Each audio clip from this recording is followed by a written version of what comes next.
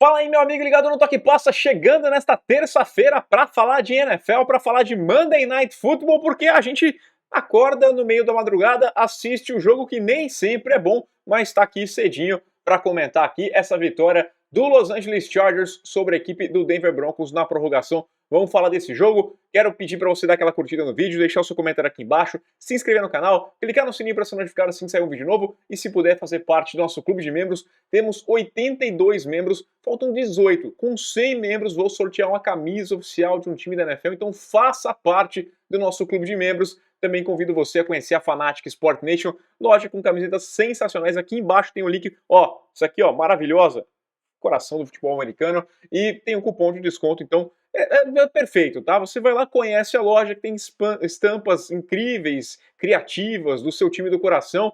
Você vai lá, coloca o cupom de desconto, ganha um descontinho e ainda colabora com o Toque Passa. Então vamos nessa, porque a gente tem muita coisa para falar. Roda a vinheta.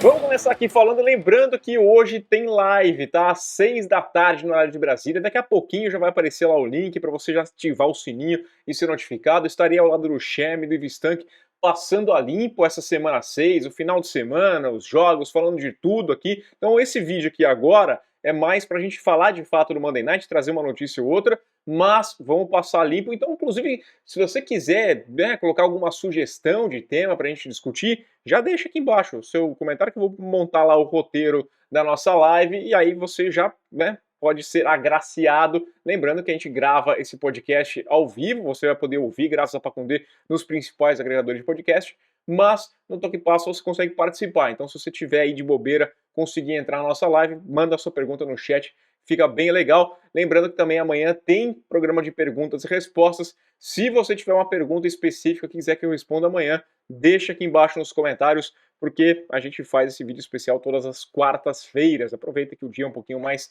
tranquilo. Vamos lá, começar aqui a falar desse Monday Night Football, que traz uma grande notícia, uma ótima notícia, é que a equipe do Denver Broncos só tem previsto para voltar no prime time lá na semana 14 e ainda pode nem rolar, porque é um Sunday Night Football contra o Kansas City Chiefs, e aí aquele calendário flexível, esse jogo pode ser alterado, então talvez a gente não tenha que assistir o Denver Broncos mais no prime time. Tem um jogo em Londres, né, lá no dia 30, mas é só se acordar um pouco mais tarde, não tem problema não, tá? Então prime time, sem Denver Broncos, né?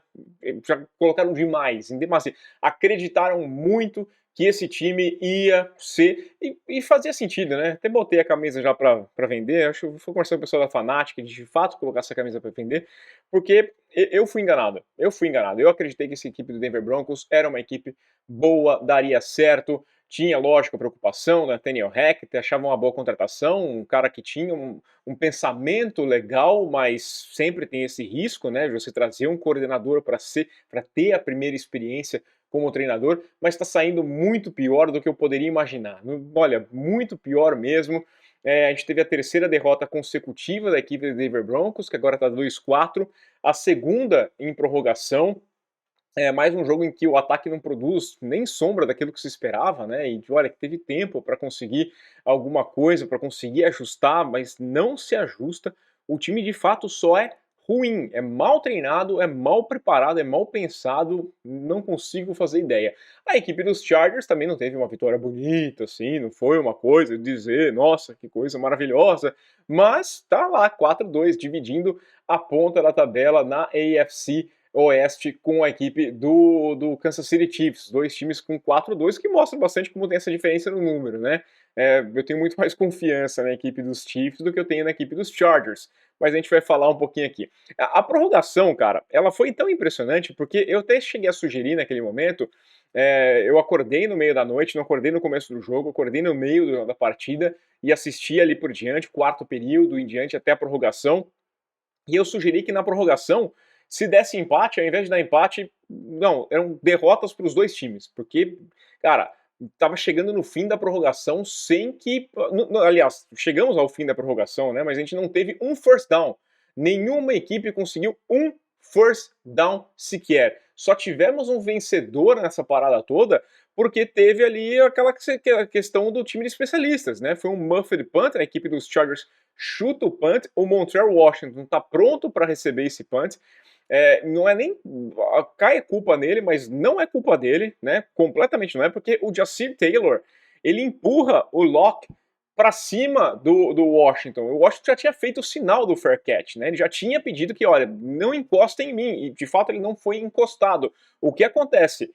O Locke fez uma besteira, ele não tinha que estar lá na frente bloqueando, e o Taylor foi muito inteligente porque ele empurra o Locke, ele não encosta no Washington, quem encosta no Washington é o Locke, é o cara do próprio time, então aí é uma interferência dentro da própria equipe, não tem problema, não é falta, coisa nenhuma, a bola ainda toca no Washington e fica solta, e a equipe dos Chargers consegue pegar esse turnover, né, esse muffed punt, já na linha de 28 jardas do campo ofensivo e fica numa situação de stop field goal. E mesmo assim a equipe dos Chargers flertou com o desastre, com a tragédia, porque é impressionante, né? Corre uma vez, perde uma jarda, corre duas vezes, perde mais uma jarda. Eu entendo que você tem uma posição de campo boa, que é um field goal que não é muito longo, mas o seu kicker estava machucado, pelo amor de Deus. O seu kicker estava sem uma perna, basicamente. Né? Ficaram rodando aquele meme lá do desenho dos Simpsons, que o kicker chuta, a bola tá caindo, a perna dele sai e bate de novo na bola, porque é isso, é patético, né? Eles não conseguem. A sorte é que o Herbert tira um passe ainda, sabe lá Deus como, pro Mike Williams, se não me engano, ganha 8 jardas e deixa num field goal mais plausível pro Dustin Hopkins. Cara, não tinha condição. O cara tava, de fato, ele se machuca no primeiro extra point que ele chuta na partida, fica mal o tempo inteiro. A entrevista pós-jogo, inclusive, é com ele ali na ESPN, né? Porque foi um heróico. O kicker foi heróico e conseguia dar essa vitória para a equipe dos Chargers. Dois times muito, muito, muito ruins mesmo, tá? Muito ruins. O time, olha, não dá para dizer nada porque são dois trabalhos péssimos, são trabalhos ruins, tanto do Brandon Staley, principalmente do Nathaniel Hackett, mas é incrível, o Brandon Staley eu não consigo, né, já perdeu esse benefício da dúvida, não vou acreditar mais. Para mim ele não evolui, é um cara que, né, tá fazendo hora extra, não vai ser treinador, não conseguiu dar. Alguns técnicos vão mal no primeiro ano, vão mal no segundo, depois você percebe, não, agora ele aprendeu. Ele continua cometendo os mesmíssimos erros, né? É aquela coragem exagerada de fazer uma quarta descida, de forçar uma coisa a mais, que dá um aspecto de que olha só como ele é inovador, que ele vai para cima mesmo, mas não controla relógio, sabe? Ele sai, economiza tempo, pedido de tempo, ele vai embora para casa com os pedidos de tempo, sei lá, às vezes para pedir em casa, com a família ali, com o filho vem brincar, ele fala, não, agora não, time out, e aí ele consegue um tempinho para ele, mas... E a prova de que os times são mal treinados é você olhar o que acontece nas faltas. Né? Acho que isso aí é um bom termômetro para você medir o quanto o time é mal treinado. A equipe do Denver Broncos terminou com 10 faltas aceitas pelos Chargers, 151 jardas de punição. 10 faltas, 151 jardas de punição, além do que teve 4 sacks lá em cima do Russell Wilson, né? Só mostrando o tanto de jarda que foi indo para trás. Além do time não conseguir ir para frente, foi indo para trás. E a equipe dos Chargers tiveram 9 faltas aceitas para 89 jardas. A gente teve 19 faltas entre esses dois times e passando aqui aliás, chegando em 240 jardas em faltas. É muita coisa, é mais do que qualquer quarterback conseguiu nesse jogo. O Russell Wilson terminou com 15 de 28, 188 jardas. O Herbert conseguiu 37 de 57, 238 jardas. Tivemos 240 jardas de faltas. Então as flags foram o melhor quarterback de toda essa partida aqui, ó. Dois treinadores muito ruins. Vamos começar falando aqui do time dos Chargers, né? O vencedor, grande vencedor. Eu acho que o grande vencedor é quem dormiu mais uma vez. Perdedor é o futebol americano, somos nós, que trouxas que ficamos assistindo. Não, trouxa não, porque é paixão, né? Coração aqui. A gente fica, a gente gosta. A gente vai sentir falta desse jogo. Esse jogo menos, né? Não foi assim tão ruim quanto os Thursday Night Football, mas foi, né, bem fraco ainda. E vamos falar aqui, ó, porque a equipe dos Chargers tem a desculpa.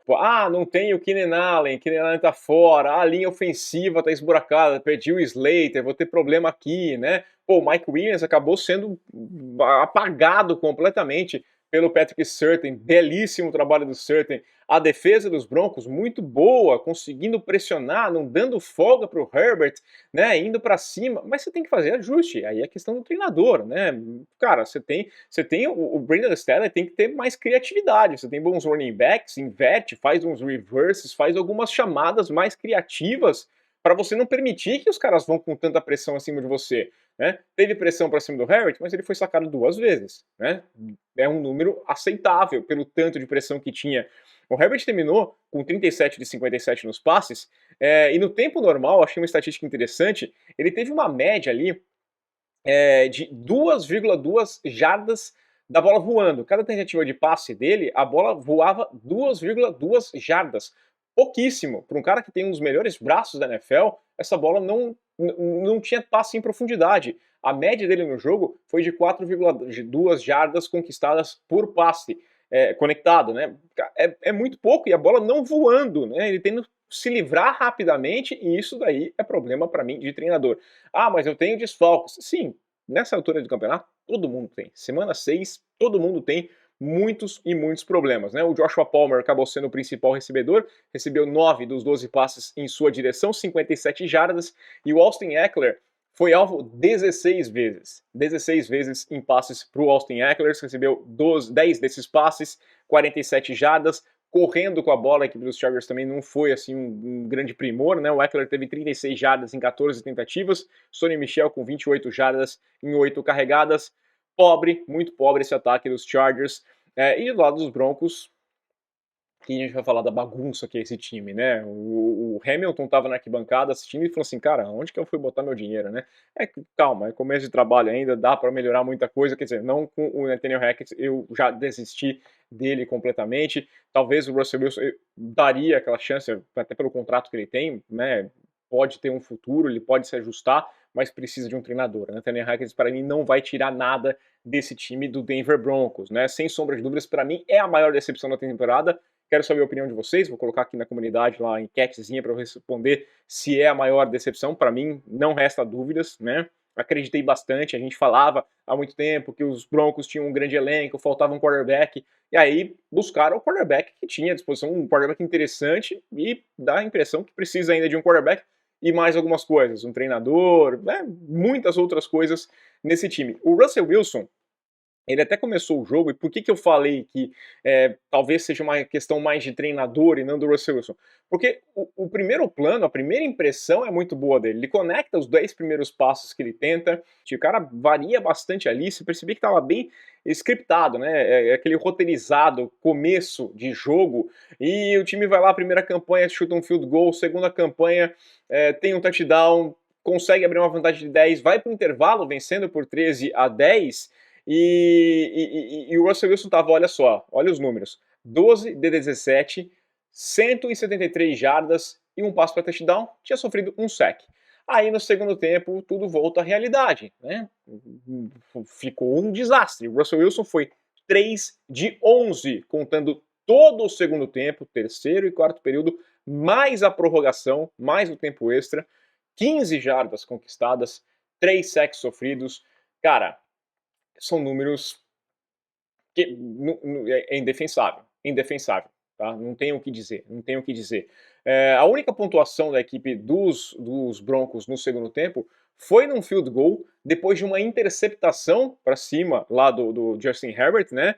E o ataque dos Broncos pegou a bola na linha de 30 e o field goal foi de 48 jardas, ou seja, eles não avançaram uma jarda sequer nessa campanha, tá? Foi um 3 and out do ataque, por sorte, por ter sido uma interceptação, por pegar a bola já no campo de ataque, conseguiram chutar um field goal, mas é um desastre completo. Depois do jogo, o Nathaniel Hackett falou ali que o Russell Wilson está com um problema, jogou com uma lesão na coxa, no posterior da coxa.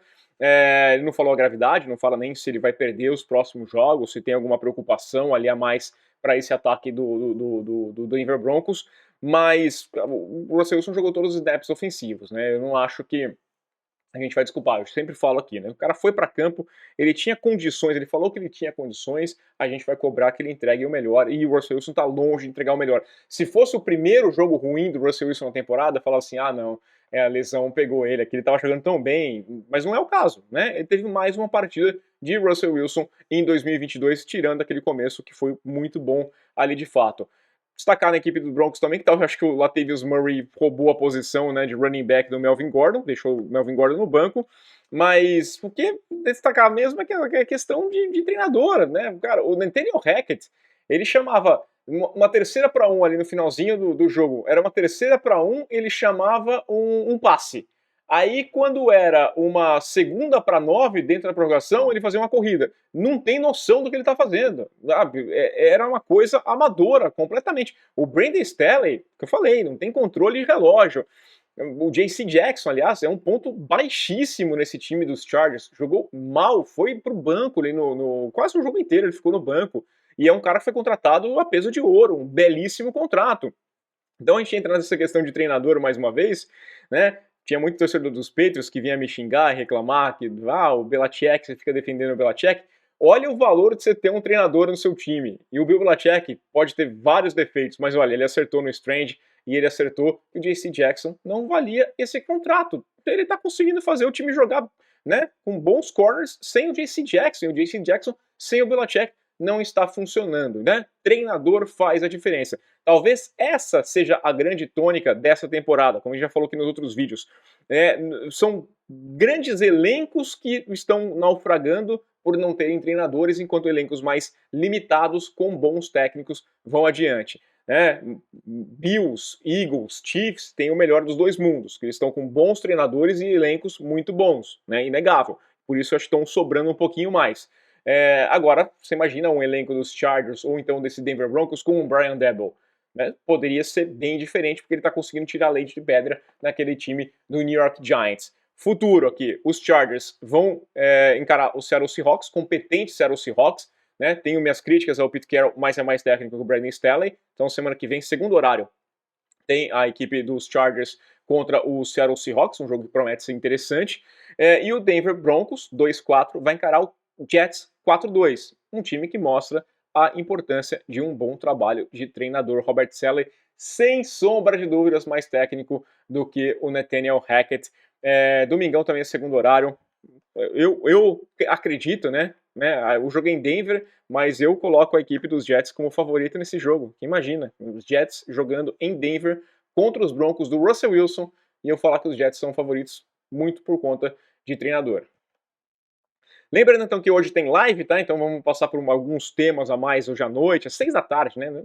Nem é noite ainda assim. 6 da tarde tem a live comigo, com o Sherry, com o Ivo Stank. Vamos passar rapidamente por algumas notícias aqui. Em primeiro lugar, Robbie Anderson foi wide receiver, agora joga no Arizona Cardinals, ele que se envolveu na loucura que rolou no final de semana lá na sideline na equipe do Carolina Panthers, tretou com os caras, ele foi expulso pelo próprio time, saiu, era questão de tempo, era só saber qual seria o destino dele, mas certamente não jogaria mais no Carolina Panthers.